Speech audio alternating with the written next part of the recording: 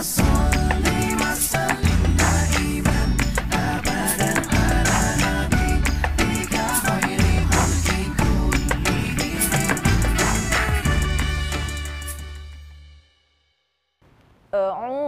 billahi minasyaitonir rajim.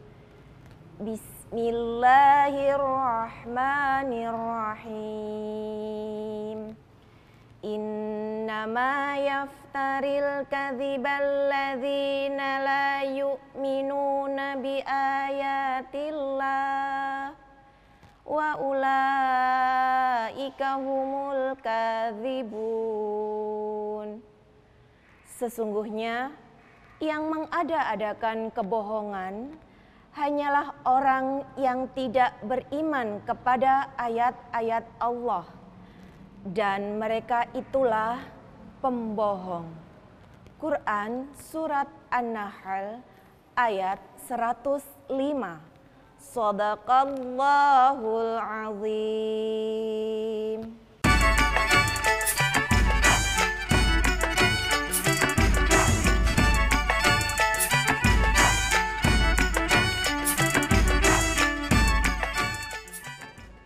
Assalamualaikum warahmatullahi wabarakatuh.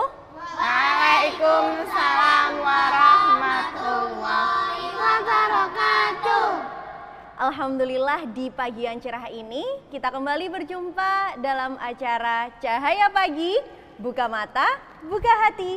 Yuk ngaji yuk. Yuk. Masya Allah, adik-adik yang ganteng sama cantik. Dari mana ini?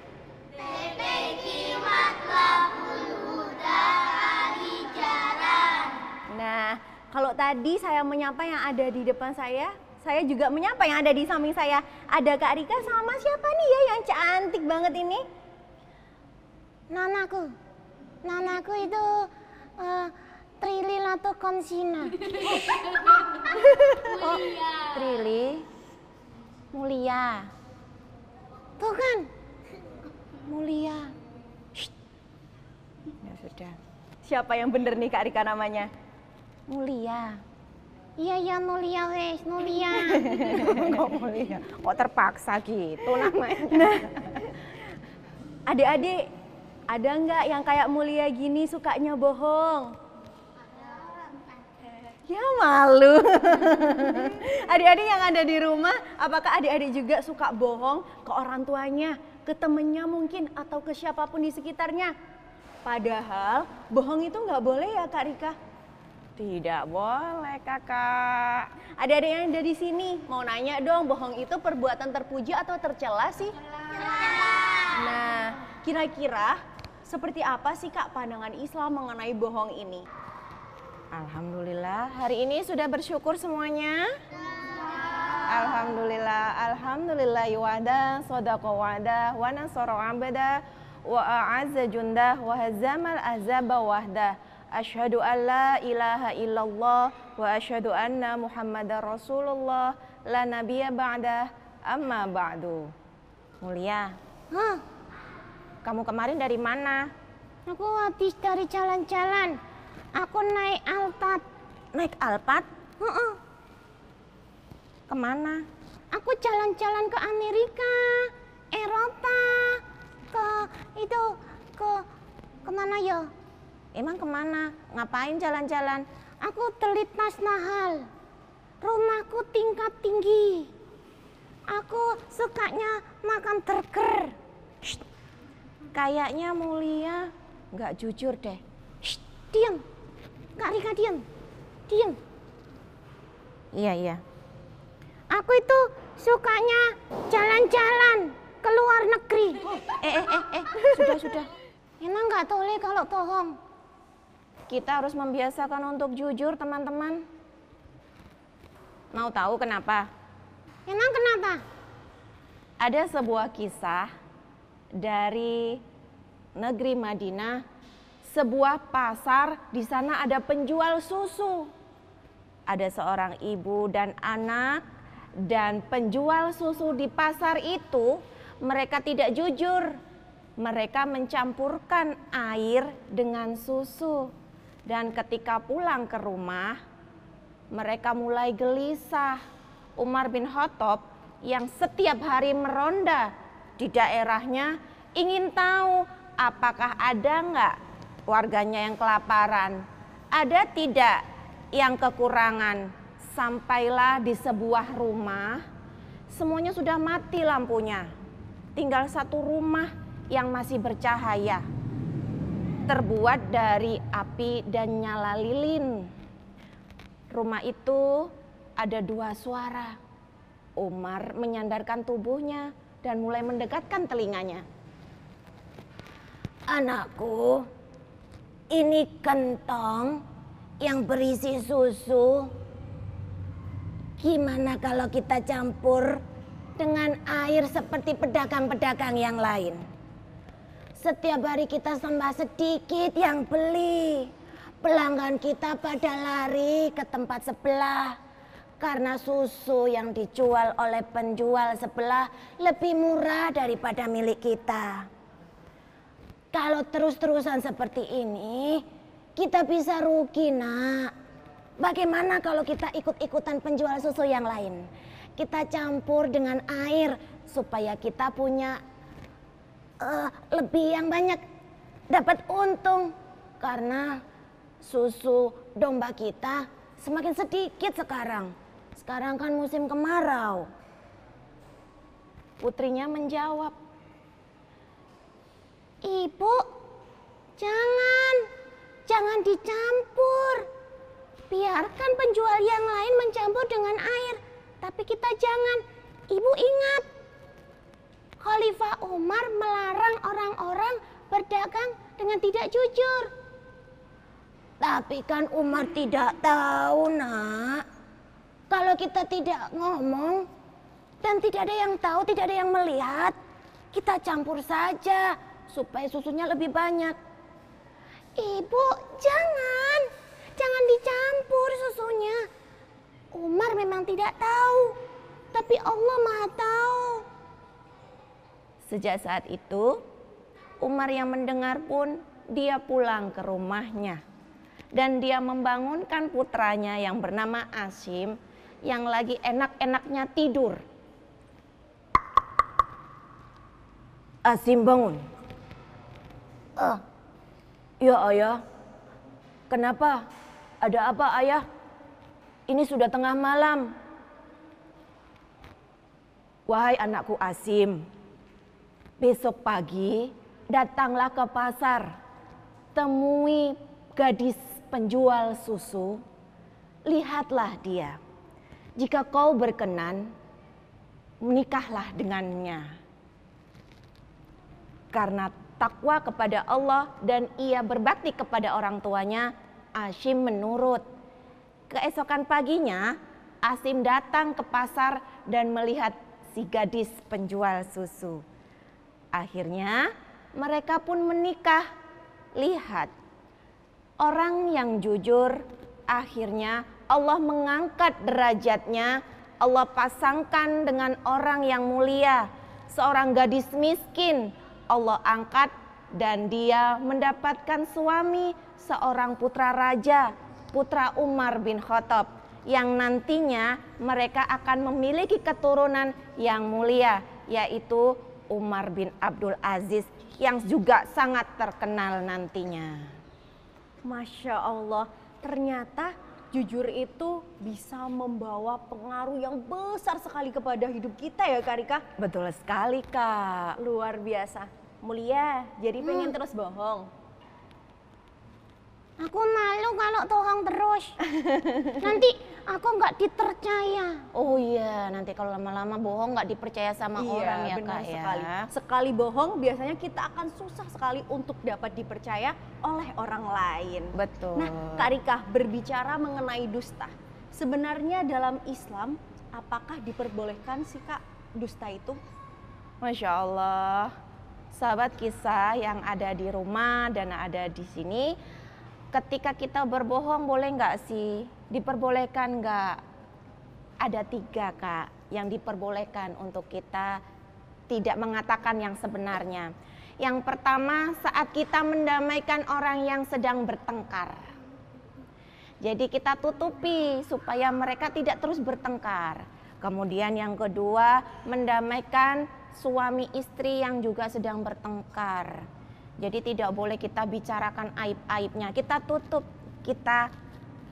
cukup kita yang tahu. Tidak boleh disebar kemana-mana, tidak boleh diceritakan yang sebenarnya supaya tidak semakin membuat emosi dan marah. Dan yang ketiga teman-teman, ini yang diajarkan oleh Rasulullah.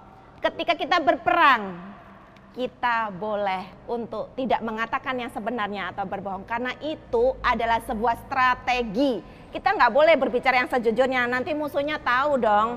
Nah, jadi ketika berperang kita boleh, itulah yang namanya strategi. Itu diperbolehkan Kak dalam perang. Jadi Begitu. ada beberapa bohongnya itu emang boleh ya Kak? Boleh. Tapi dalam kehidupan sehari-hari kita, kan kita tidak sedang berperang. Jadi hindarkan itu. Nah, kalau adik-adik yang ada di sini, ada yang sukanya bohong? Nggak ada Kak katanya. Mulia aja dong ya Alhamdulillah. berarti. Malu ya. Malu aku. Kalau berbicara mengenai orang yang suka bohong, sebenarnya caranya kita untuk selalu jujur itu gimana sih Kak Rika? Nah, ini teman-teman, supaya kita selalu berkata jujur, ingat-ingat bahwa Allah mempunyai azab yang sangat pedih, mempunyai hukuman buat kita nantinya. Ingat-ingat. Jadi ketika kita ingat apa yang akan menjadi hukuman kita kelak, kita akan takut. Dan akhirnya kita bisa menjaga perkataan kita untuk tidak selalu bohong.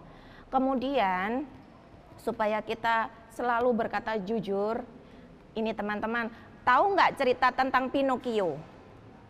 Enak dong kalau kita berbohong ketahuan, hidungnya tambah panjang, tambah panjang, tambah panjang. Tapi itu adalah cerita yang tidak nyata.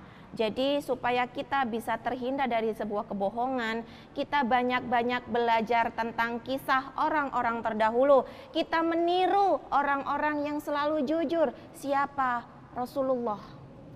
Dia memiliki sifat amanah, terpercaya. Dia tidak pernah bohong, akhirnya dia dipercaya oleh orang-orang. Dan dia akhirnya menjadi seorang yang kaya raya. Rasulullah menjadi seorang pemimpin yang tangguh karena dia tidak pernah berbohong.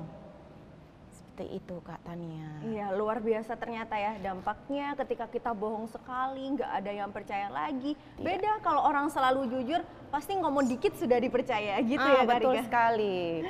Nah, kan tadi saya sudah banyak nanya nih tentang dusta-dusta. Pasti adik-adik di sini juga banyak ingin tahu, kepo ya istilahnya. Sama sebenarnya dusta-dusta, mungkin adik-adik ada yang mau nanya, boleh? Iya, silahkan. Kita kan masih kecil, boleh bohong nggak? Masya Allah ya pertanyaannya. Saya juga nggak tahu nih, adik-adik ini sudah pada kepo. Kita kan masih kecil Kak, boleh nggak sih anak kecil itu bohong gitu Kak Rika? Gimana menurut Kak Rika? Oh Masya Allah. Untuk adik-adik yang masih PAUD biasanya disebut dengan dosa putih ya, dia akan sering berbohong, itu masih bisa dimaafkan. Tapi kalau sudah tamyiz dan bisa membedakan mana yang baik, mana yang buruk, sebaiknya kita hindarkan untuk berbohong. Kenapa? Satu kali berbohong nanti akan berbohong selanjutnya. Contoh nih Kak, waktu terlambat sekolah, kalian naik sepeda padahal kesiangan, ditanya bu gurunya, kenapa terlambat? Bu, sepedanya bocor. Bocornya ada di mana? Di depan apa ban belakang? Bohong lagi akhirnya. Di belakang Bu, terus saya gak bawa uang.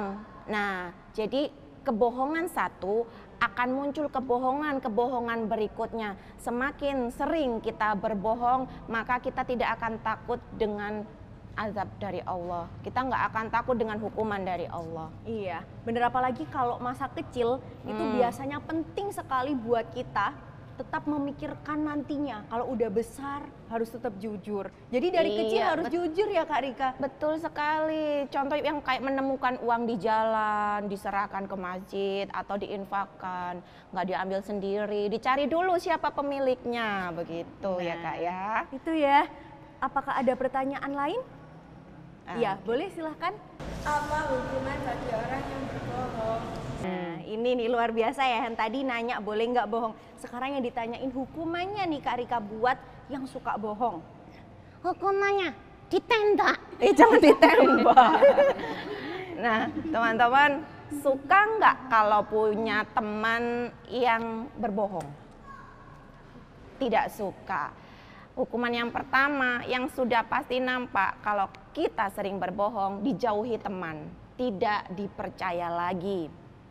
Kalau kita sudah tidak dipercaya lagi, maka kita akan jauh atau semakin sedikit temannya. Tuh ya. Kemudian yang kedua, ketika kita suka berbohong, maka Allah marah.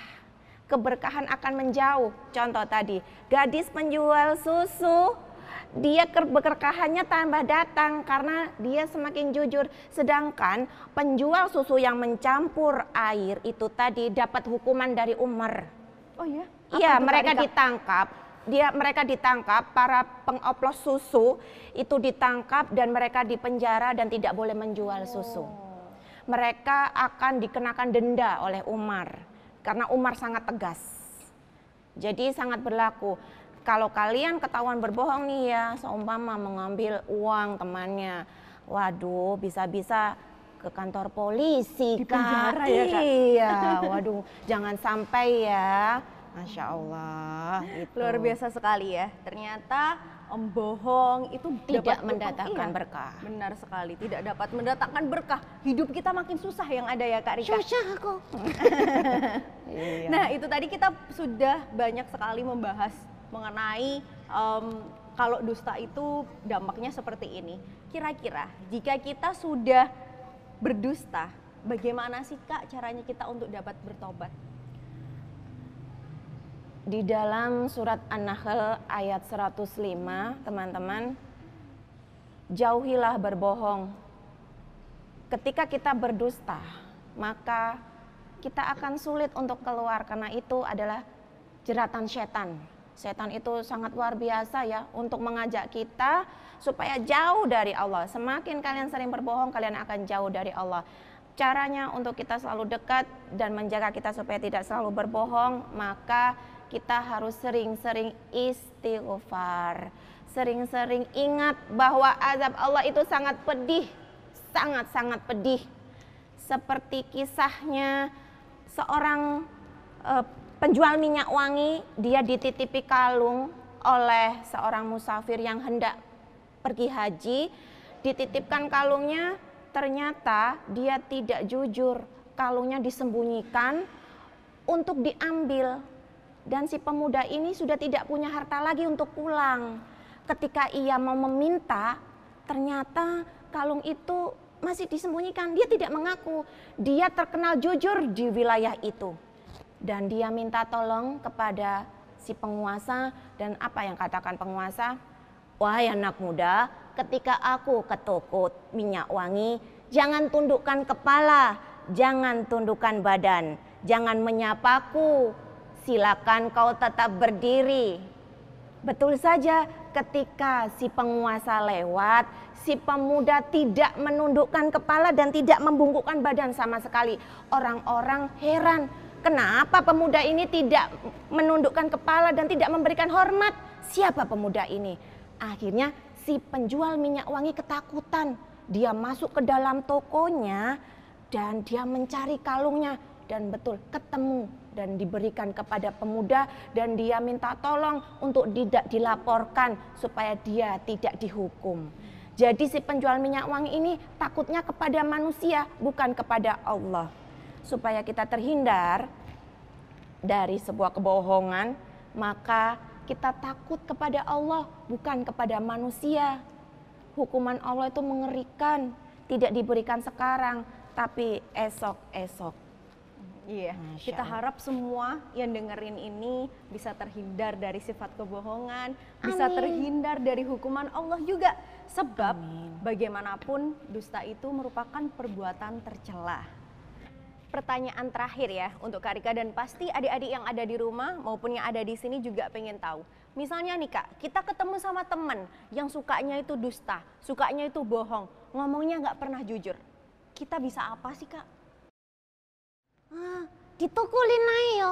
Jangan dipukul ya.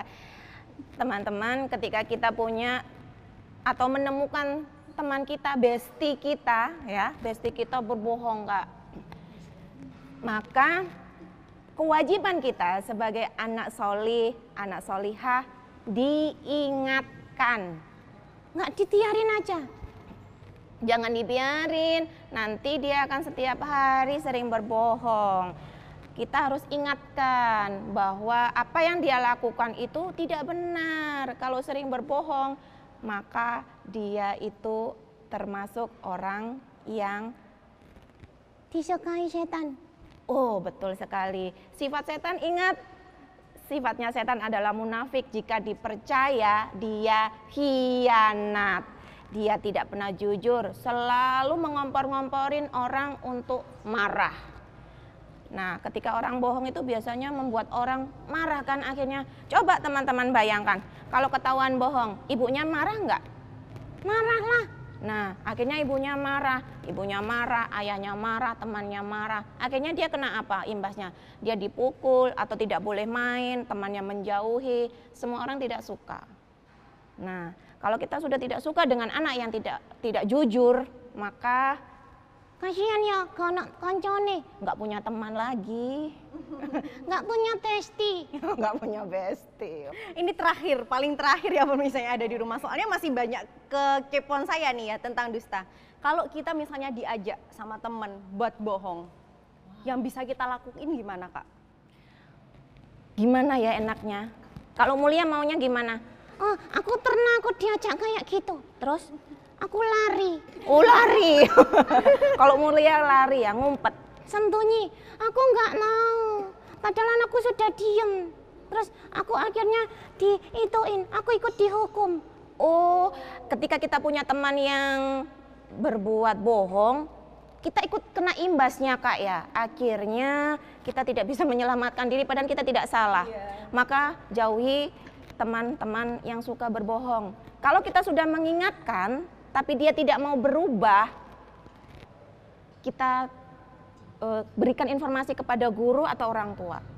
Tapi dengan bukti loh ya Kak, gak hanya asal ngomong, nanti jatuhnya jadi fitnah.